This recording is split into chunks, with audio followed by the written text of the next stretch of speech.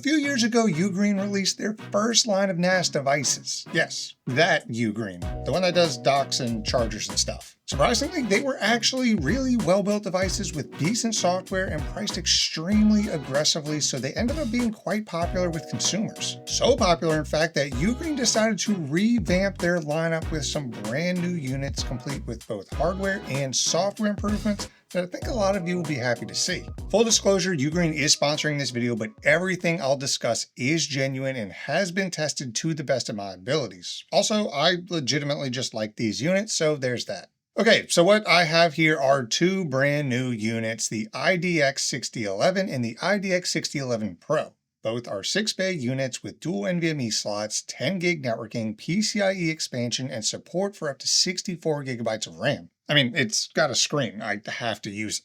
So the big upgrades from the last lineup are the CPU. We now get an Intel Core Ultra 7 255H, which is a 16-core processor with 96 TOPS of AI processing power. Then you may have heard me mention PCIe expansion. We now get a PCIe X8 slot that you can use to add things like NVMe drives, GPUs, and maybe even 100 gig networking.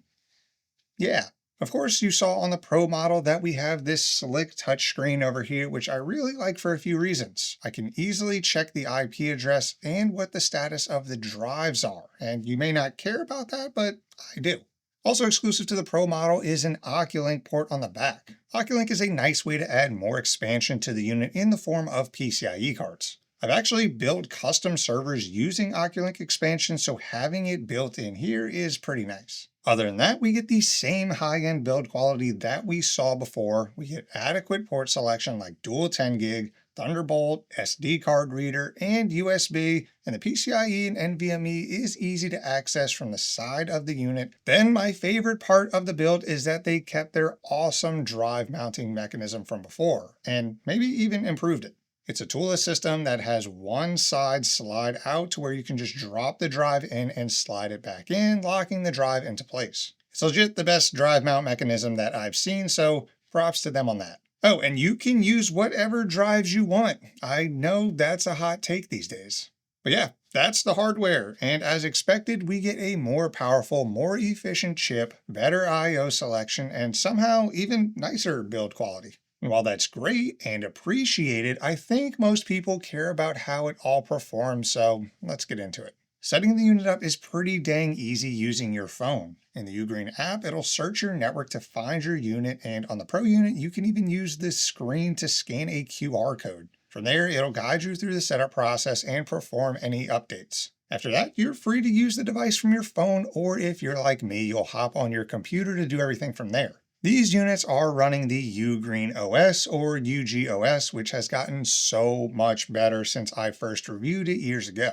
I still like how they guide you through setting up everything and give you all the information on different RAID types so you can make the best decision for your setup. I have 4 drives in here along with 2 NVMe drives, so I wanted to do a RAID 5 setup and use the NVMe drives for caching. I was torn between doing cache drives for the main storage or just setting them up as their own pool, but ultimately deciding caching is the play. From there, you're free to do all kinds of stuff like setting up shared storage to access across the network, installing apps from the App Store, run Docker containers, host virtual machines, all kinds of fun stuff. And yes, I actually did put a 100 gig network card in here, and it's hilarious. It was detected right away, and during an iPerf test, we were seeing 50 gig speeds.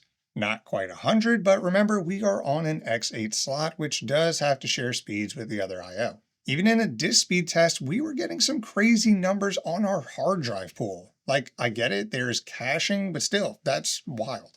And if you want to use a slot for a GPU, they even have the NVIDIA drivers and toolkit in the App Store to make sure that you can get up and running. One of the biggest new features to come to these units is going to be the AI features. Now, hold on.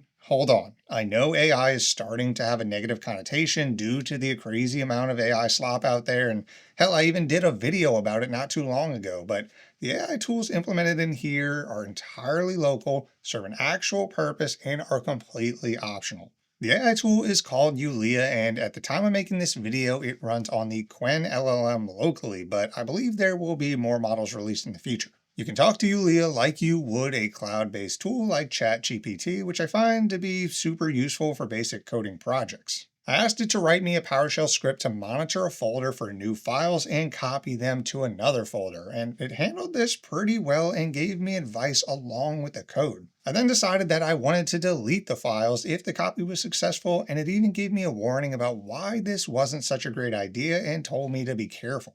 This is just a simple example of what an AI chatbot can do, and the beauty of it is that since it's local, you don't have to worry about anything being monitored or stolen, and you don't have to pay based on how much you use it. Another cool feature they have built in here is the ability to create knowledge bases to search from. Think about this. Maybe you have different projects at work where you put things like contracts, saved emails, other documentation in the form of Word docs or PDFs. Well, you can create separate knowledge bases for each project where you can ask your local AI questions and have it only reference information from those projects. I don't think I've ever actually seen this implemented in any of the local AI tools I've tried, which is surprising because it seems pretty useful. Then you can do summaries and translations of multiple documents by just uploading them and clicking go. I used this with the overview doc that UGREEN sent over on the Pro model, and it did a pretty good job of hitting the big talking points. One of the other features of the local AI is with smart commands that have these kind of canned prompts that can interact directly with content on your NAS and even the NAS itself. It can even be used on media like photos and videos and even music. So I asked it to show me any photos that have a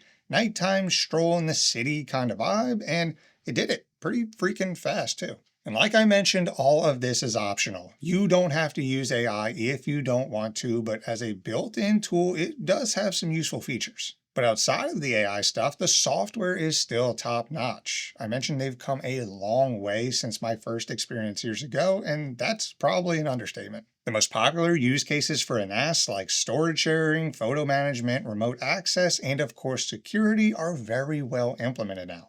Now, you've already seen me create the storage that I need to share across the network, and getting that to be shared across the network is honestly just a few clicks away. They did an excellent job of making this super simple. You also briefly saw the photo management app, so let me get a bit more into that. You can upload your photos directly through the UI, or if you want your photos on your phone backed up, you can do that from the app as well. You can then turn on features like facial recognition, sensitive content blurring, and even duplicate tagging so you can be made aware if you end up uploading 10 versions of a similar photo. And with cell phone cameras getting better and better and people taking more and more photos, it's only important to have the ability to store all of your photos locally. As for the remote access, you can use UGREEN Link, which is sort of a tunnel-like application, or UGREEN DDNS service, both of which basically let you access your NAS from anywhere in the world, and they're completely free. In terms of security, we get some settings in the control panel related to user management and access, multi-factor authentication, firewall, and certs, but we also have a dedicated security app that will scan your system for threats. If anything fishy is found, you'll be notified and even given the fact to act accordingly. It's nice to see UGREEN put in the effort to keeping your system safe, so kudos to them on that. All of this just to say that I think UGREEN delivered on their new NAS lineup. We get better hardware, updated software, some cool new features, and it's still aggressively priced against its competitors. If you're watching around the time this video is released, you may be able to snag one at a discount during their early bird special, so make sure to check out the link down in the description below. Reserve now for $30 and save up to $1,040. And I know there is a lot more that I didn't cover, but I plan to do a deeper dive into these in a future video, but that's all for this one. If you liked it, then drop a like and subscribe if you want to see more NAS content. I want to give a huge shout out to my YouTube members and my Patreons. You guys are my 6-bay NAS with built-in 10 gig networking, integrated graphics, and all the best apps and containers. Y'all are great. And if you're still watching, you're RAID 0. Thank you so much, and I'll see you in the next one.